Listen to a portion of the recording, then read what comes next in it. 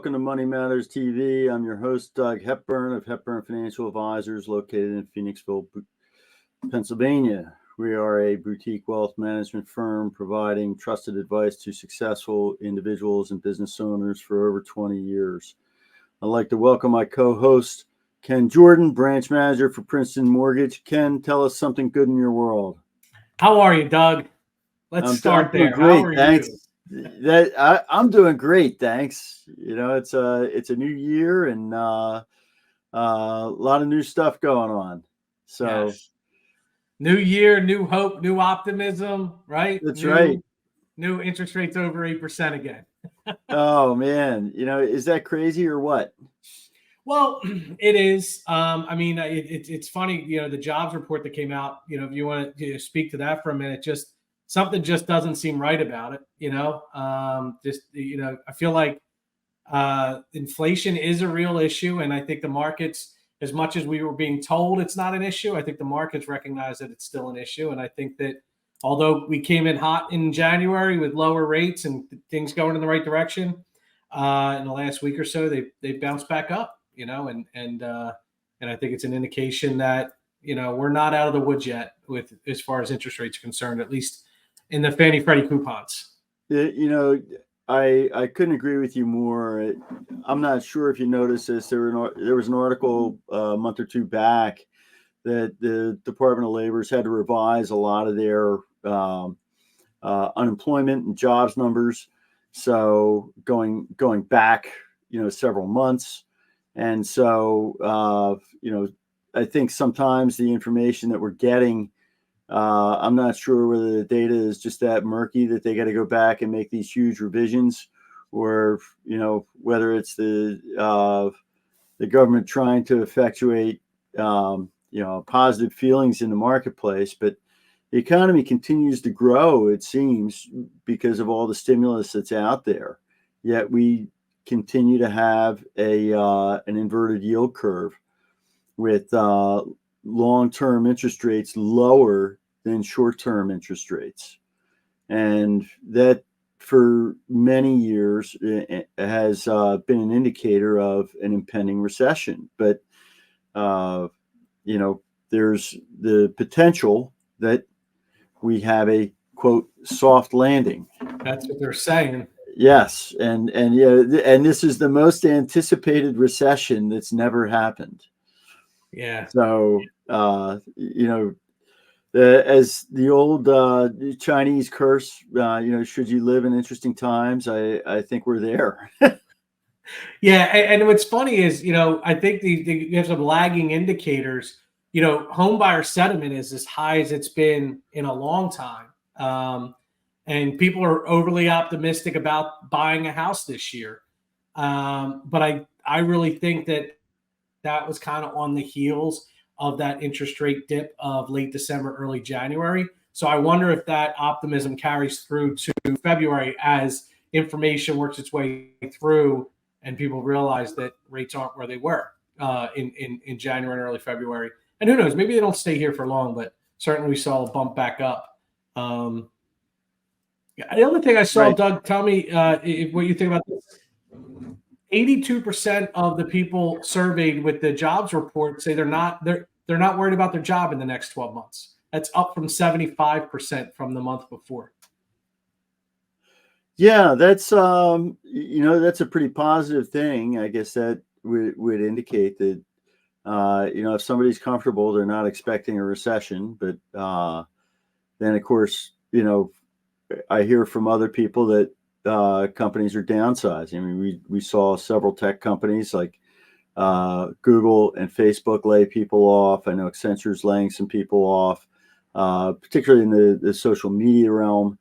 And so, you know, there is some downsizing going on. The real question is, you know, do we really have this many jobs that are going unfilled, and why are they going unfilled? Is it because of a lack of labor, a lack of investment in productivity gaining technologies, productivity enhancing technologies? And I think it's really the latter. You know, if businesses would start to invest a lot more in enhancing productivity, I think you would see that mismatch between job openings and applicants come down. And we're actually probably going to talk about that a little bit today. Yeah, and could be the gig economy too. I mean, there are a lot of people, especially in the lower wage service industries, that are choosing to Uber and DoorDash and do these things that don't necessarily always translate into the jobs report. So Right. I'm curious to see what the revision is going to be. I'm not a betting man, but if I was going to place a bet, I would say you're going to see a sizable adjustment to the numbers from the last jobs report. I think you're absolutely right. But going back to the housing market, I mean, we've seen this quick spike in interest rates, and the number of transactions has slowed down. The mortgage industry has, I don't want to say come to a crawl, but although you could probably speak to that better than I could, there does seem to be optimism that more houses are going to come on the market, more housing, in particular multifamily, is coming on the market. I see articles every day about office space being converted to multifamily. And at some point, supply has got to catch up with demand. Do you see that happening at all? I think you're right about households, the number of households or housing that's going to come on the market. Converting office space to residential space is going to be a boom for renters because they're struggling as much as homeowners right now, or first-time buyers or buyers right now, because the cost of rent is going up, and the demand for shelter in the rent space is just as competitive as it is in the buying space. And we're actually seeing rental costs go down. So I mean that could help the inflation picture, but I think that has a lot to do with the inventory, right? And it also has a lot to do with the inventory that's coming online. But in the purchase market, so we're in that freeze where they're the credit freeze, they're calling it, or the interest rate freeze. People are sitting at 3% are not willing to give it up, but if rates could drop to 5.5%, they might be willing to make that switch, and then they might be willing to put their house on the market. And I really think that that's where we're going to need to see those rates in the mid fives in order for the people who are sitting on those really attractive interest rates to be able to offset. Okay, I'm getting rid of this low interest rate, but I'm going to be able to buy a new house in a new area, because guess what? People are still getting married, people are still dying, people are still getting divorced. There's still a need to sell houses. But I think that right now the jump from 3.5% to 8% is just too high. If we see those rates come down, we will see inventory come in the market, but we're also going to see the re-entry of a lot of buyers who got out of the market because of rates being high. So yes, I do think that we will get through it, and we will see that inventory start to come on the market. But I don't know when we're going to see any equilibrium with regard to supply and demand. I still think that the demand is going to outstrip supply for the foreseeable future. Well, and that's a great point, and that leads me to a viewer question from Paul Dell of Philadelphia, who asks, how does the housing market look for the long term? I mean, you may have already answered that, but what's your perspective on that? I mean, my crystal ball doesn't work any better than yours does, Doug, but I will say this. I do think supply and demand is an issue. I think that there's not enough supply for the amount of household formations that are looking to be created. And as such, I think we're going to continue to see an imbalance there, which means good news for homeowners. You're going to continue to see appreciation, but you may see a slowing rate of appreciation. It doesn't mean we're depreciation. It just means that instead of a house going up 5% in value over the course of the year, maybe it only goes up 3% in value. But I do think you're going to continue to see appreciation rates at least for the next 12 to 24 months, which means that if you are debating on whether or not to get into the housing market, it's a tough question to answer, but I think that you will continue to see your values go up. So does it make now the right time to buy? I think so. Because your investment's going to go up in value, or should go up in value. If rates do come down, you could always refinance into a lower rate, but you get today's price at tomorrow's interest rate. But obviously nothing is set in stone. And if we've learned anything, Doug, over the last couple of years we've been together, is that, we've been wrong more times than we were right. So you just don't know. I think a lot of people can admit to that. Well, thanks, Paul, for sending that in.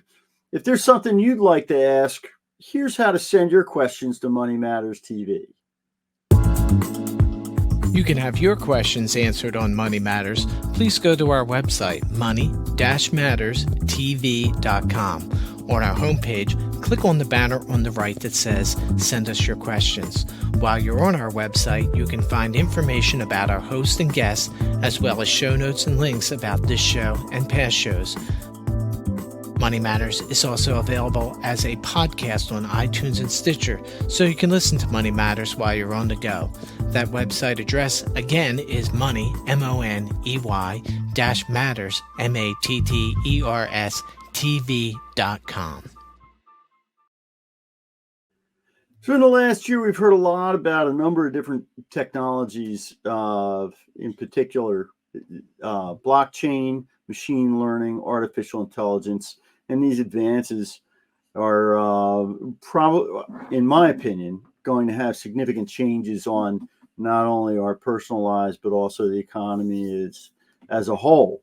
To help us make more sense of what these terms mean and how they're connected, we're joined by Harrison Gould, Senior Software Engineer at Coke OneNA North America. Welcome to Money Matters TV, Harrison. Thank you. Thank you so much, Doug. It's nice to be here. Oh, glad we could have you. I mean, we look to try and get experts like you who are actually in the field working on stuff like this. We've done some different programs on blockchain and, like machine learning and artificial intelligence. It's become a buzzword across the technology industry. What's this really mean beyond its origin in currency alternatives? Yeah, so I mean, blockchain, people often think of it, like you said, as the alternative currencies that are out there. But I mean, really at its root, blockchain is just a distributed, decentralized ledger. And essentially what that means is you have a chain which is composed of blocks, and the blocks are composed of transactions. And sort of those transactions are what makes the core of the application. The chain itself is immutable, which means that it can't be modified. So this is really great for applications that require data integrity, such as like banking and healthcare applications, as well as getting transparency and visibility into certain insights where you have, like in our case, with Coke OneNA North America, different bottlers interacting with one another through a shared system. So let me just stop you there. When you say a distributed ledger, you're talking about basically having accounting systems all over the place, so that you don't have just one, and you're not relying on one set of books to be the ultimate arbiter of what's debits and credits. Correct? Yeah. So I mean, kind of like you said, it's really a case where you have a single source of truth. So you might have 5 different organizations transacting with one another, and instead of having 5 different systems, you really only have one system. And that chain itself controls things like visibility for private data. Maybe you have certain bills that you don't want to see across different bottlers in our case. You might also have different permissions and all sorts of stuff to control how that chain operates. But it is in itself a single chain that is distributed across. So basically it's a smaller portion of the application called the endorsers are what makes that possible. And they're the ones that approve changes to the chain. And pretty much always it requires multiple people to sign off and say, hey, this is a valid transaction. We're going to allow this to be that single source of truth. Harrison, you had mentioned supply chain uses. Like, what does blockchain do for the what's its value in the supply chain, and can you elaborate on everything from transparency to even traceability for companies? I know you just mentioned it. Yeah, so I mean, with Coca-Cola, traceability and trackability are 2 huge things. I mean, we're not directly the Coca-Cola company. We're Coke OneNA North America, so we're working for the bottlers. But still, we want full visibility into what's going on when, say, a bottler buys from another bottler, and that from that step all the way to this is hitting the shelves in a customer's location. So blockchain gives us the ability to store all these transactions in a safe way, as well as have that single sort of system, to where if we wanted to allow some other person to see this is what's going on the chain between these two organizations, they could be able to do that. In the Coke system, we have a separate agency that does all the settlements. So, for example, if you order a case of Dasani and you get a case of Sprite back, eventually at the end of the year, you would get some sort of settlement phase. And that's a key use case for us is, these hundreds of millions of dollars of settlements, and having a third-party entity be able to view these transactions and settle the score at the end of the year financially between them. That's fascinating. Yeah, when I worked in public accounting, doing the intercompany transactions was always a lot of work, particularly for complex organizations. So I'm sure this makes that pretty easy to settle. One of the things that people talk about with blockchain is the ability to have smart contracts. Can you tell us more about that? Yeah, so a smart contract is nothing too fancy. Going back to the idea of the chain, it's great to have, a book that can be read by several people, but if you can't do anything with that information, it kind of falls short. So smart contracts, their goal is to allow for other things to happen as a result of those blocks being submitted to the chain. So one of the common use cases is we have a new block enter, and we want to fire off an event in an SAP system, so like an enterprise resource planning system. Smart contracts would give us the ability to validate things, verify parties, do certain operations after we've received that a transaction, and essentially all the more intelligent logic that comes out of writing something to the chain is because of those smart contracts. What are the advantages? Like, in other words, the decentralized applications, what are the advantages to the end user as well as the developers? I think the main thing that's really powerful about blockchains is one of the first things I said, the immutability. So you end up with something that can't be changed, that is ensured to be correct by multiple parties at any given moment. And any edits, modifications to it have to come later, and they are essentially deltas. And so what that means is as you make changes, normally in a database, once you make a change, that changes all that you see. So having all the versions that have ever existed of that document stored in a secure, redundant, immutable way is what's really the value in doing this sort of thing. So what sort of potential changes do you see occurring in the future, and what areas of further research can people use to sort of find out, or our audience find out more about it? Yeah, so I kind of see blockchain breaking into more industries than it's currently in. We see a lot of supply chain and a lot of like healthcare, for example. I know one of the things that's come up recently is energy returning, which is like when you have solar panels on your house and you want to sell the electricity back to power companies. There's a use case for voting and political systems, as well as general government systems. We see a lot of this going on in the IT world that's related to supply chain, but the applications are really endless here. So I'd love to see it in other places. There are a lot of great resources out online. Just try to stay away from those alternative currencies. Good advice. So let's switch gears, if you don't mind. Let's talk a little bit about machine learning.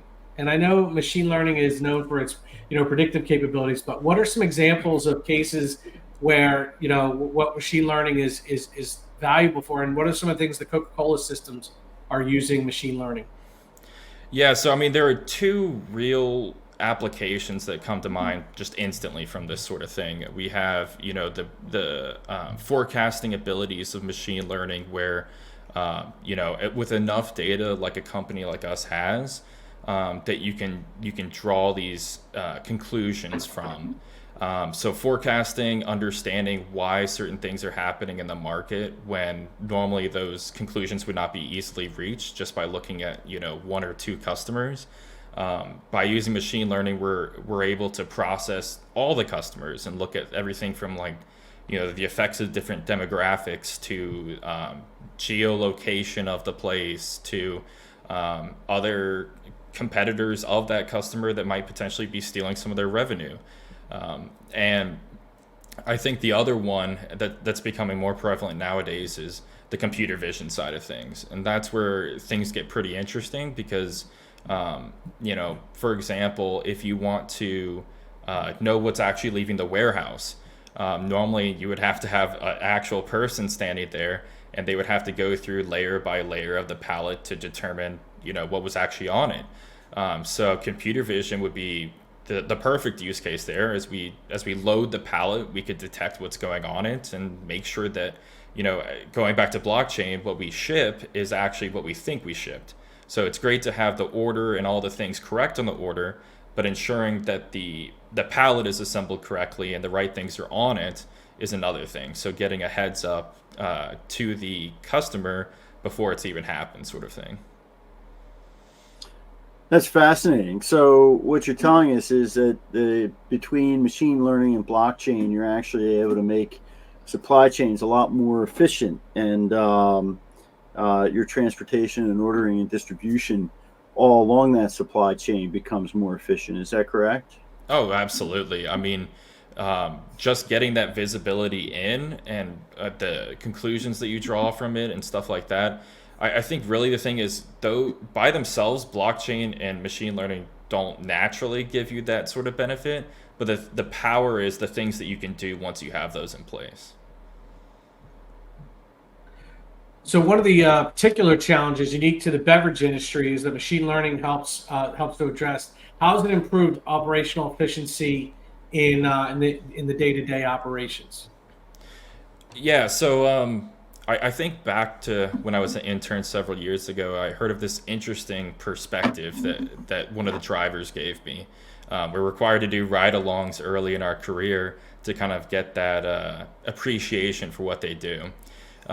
What they were talking about actually is a early machine learning algorithm that we used, and the goal of it is to make sure that pallets on a truck, like a delivery truck, cases of product or whatever have you, to make sure that when we're going through corners in, like, say, downtown Atlanta, that things aren't tipping over, that product isn't breaking or getting scattered about, that the driver doesn't have to go in and fit and, like, move things around, shuffle them. All of those things are efficient so that we can make every step of the process easier. So what sort of advances are you following closely? In computer vision, the main problem is that it takes time to recognize things, and the models themselves are not really 100% accurate. I mean, we expect 95% accuracy, let's say, but that still leaves 5% room for something to potentially go wrong and to need human intervention. So making sure that those things are as accurate as possible is of the utmost importance.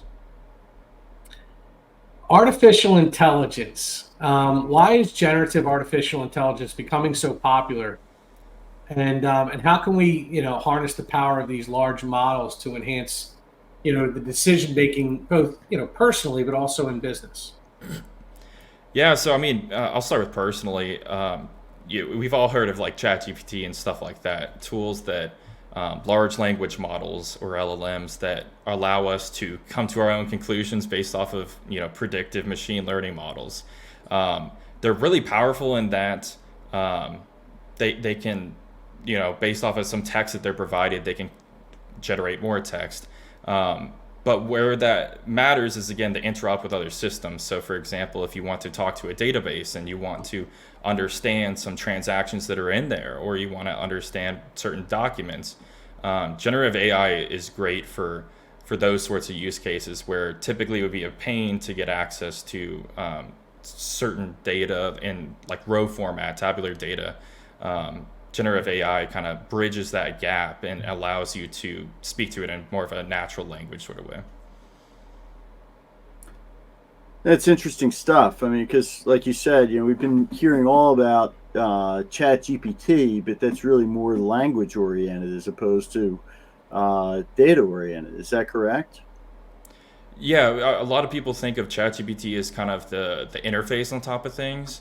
Um, so you want to talk to something in a language that both of you understand, and in this case, it's text. I know there are other applications that do all sorts of things, from generating images to talking like you would to a normal person. But ChatGPT is great at generating language. What it's not so great at is getting access to data. So that's where a lot of the stuff that we do on the innovation side try to figure out how we can digest that data so that ChatGPT could be something a human interfaces with and talks to get understanding of their data. So talk about synthetic data generation and how can that assist in decreasing the cost and increasing the speed? Yeah, so synthetic data generation is one of my kind of passions. It's very interesting technology. Essentially, going back to the idea of all these things, they require an immense amount of data to get started. And synthetic data, the idea behind it is we can generate data that seems realistic enough to where we can train these models and then use real data on them. So I know there have been other competitors in the space who have been trying to accelerate their time to market with their applications by using synthetic data, because normally the process of creating data is a multi-month, if not year process just to be able to get started. And so synthetic data generation really helps prevent that from being a prohibitively expensive sort of operation to get in the machine learning and AI space. This is all fascinating stuff, but I think for the average consumer, it's probably overwhelming. I mean, you see the headlines in the news that how many jobs are going to be lost because of AI, and it's evil. It's going to change the world. It's usually these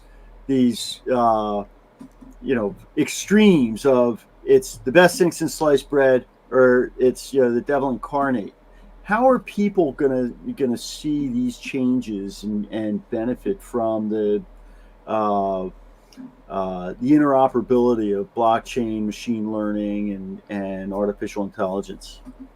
I think it really all goes back to their data. I mean, having your data in a secure, safe format, and being able to understand certain things. We see even in some finance applications that AI explaining why you're being charged, for example. AI should not be a thing that people are really afraid of, but I think there's a lot of room for it to complement people's work styles and lifestyles and allow them to accelerate their workflow. So I don't think there's a reason to be afraid. I know that a lot of people in the software space have been fearful because of it can generate code. But really, I think the people that learn to leverage it are going to be the best off out of this. As always. Harrison, this has been such an informative show. We really appreciate you coming on.